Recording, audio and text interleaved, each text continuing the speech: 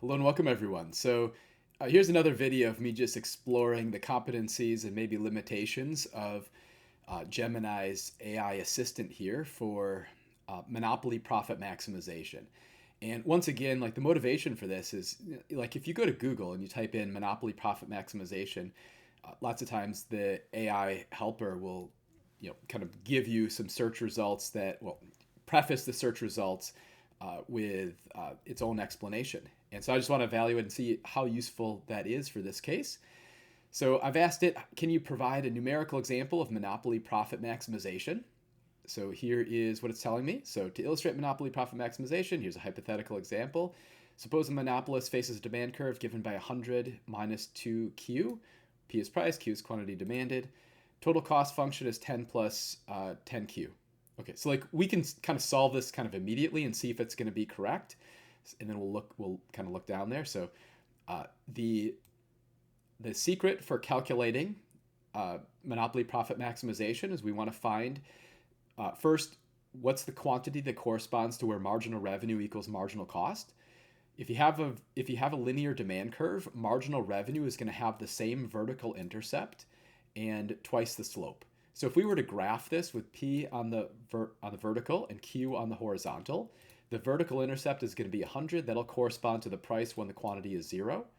And if the price is 0, then solving for the quantity will give us a quantity of 50. The marginal revenue curve will have the same vertical intercept of 100, but twice the slope. So the marginal revenue curve will cross through a quantity of 25, which will also be the revenue maximizing quantity. It'll correspond to the midpoint of the demand curve. Higher quantities will be on the inelastic portion of the demand curve, lower quantities on the elastic portion of the demand curve. Anyway, so the revenue maximizing quantity is going to be 25. To find the monopoly profit maximizing quantity, we'll use marginal revenue, which is going to be 100 minus 4Q, right? Double the slope is equal to 10. So let's see, it's going to be 100 minus 4Q is equal to 10. So 90 equals 4Q. 90 divided by 4 will give us our quantity. Let's see if it's doing that. Sure enough, it's saying marginal revenue is derivative of total revenue with respect to quantity. It's set up the total revenue maximization problem, took the derivative, and it gives us the portion of marginal revenue that we're looking for. So same vertical intercept and twice the slope as our demand curve. Now we'll set this equal to marginal cost. To find marginal cost, take the derivative of total cost with respect to quantity. Sure, yes, it's just going to be the coefficient. It's just going to be 10.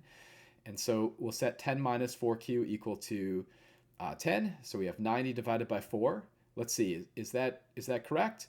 So 22.5 times 4, well, 22.5 times 2 is going to be 45, times 2 more, which is 22.5 times 4 is 90. So that's right.